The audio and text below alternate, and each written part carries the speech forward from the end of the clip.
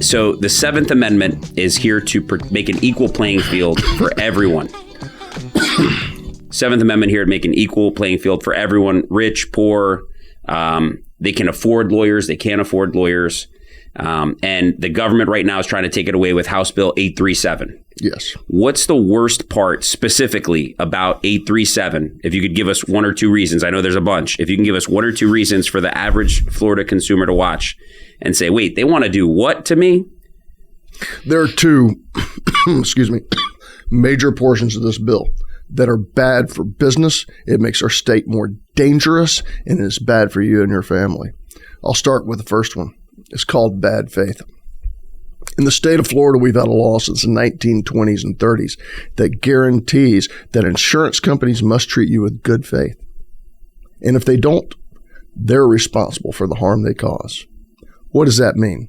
Let's say you own a plumbing company and your plumber's out there on the road driving to a job and he spills coffee in his lap. He doesn't mean to do it, but his natural reaction is to try to get his coffee off his lap. And he runs off the road, over the curb, onto the sidewalk, and hits Billy walking to school.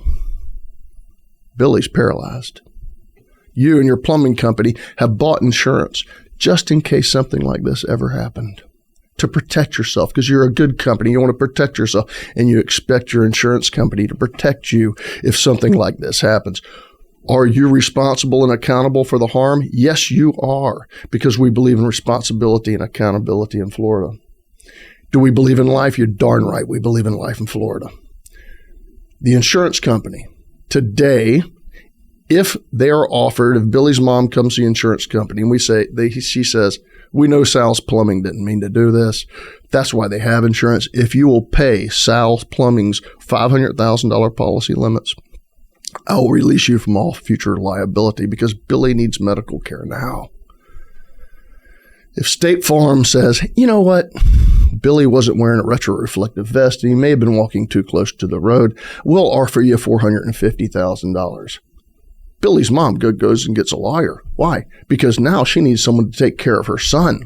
She goes and gets a judgment of $10 million because that's what it takes to take care of a paralyzed child at the very least. And now you, Sal's Plumbing, the company, are on the hook for $9,500,000 over the limits. You are outraged because now they could take your business. Why didn't State Farm settle that case when they could and should have? They should have. And today, under our laws, State Farm's on the hook. Sal's Plumbing can sue State Farm, and Sal's Plumbing doesn't go bankrupt because they have a duty of good faith to Florida businesses. If this bill passes, State Farm gets a get-out-of-jail-free card. And they get to get in their private jet with their shiny shoes and their silk suit and fly back up to Illinois with all the profits and leave the plumbing company holding the bag for their failure to settle the case when they could and should have. And that's wrong. Mm-hmm. That's a law that was created by our Supreme Court in the 1920s and 30s, the duty of good faith, to treat you with good faith and fair dealing, to settle the case when they could and should have.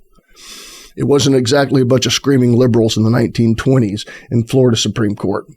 These were old, retired defense railroad lawyers from the country, and they knew what insurance companies were coming to Florida and doing. They were taking people's rights from them. They said, we're going to stop it, and they gave them a right to be treated with good faith by their insurance company, so that the plumber and the farmer and the nursemaid and the mill worker have rights to sue their insurance company when the insurance company does them wrong.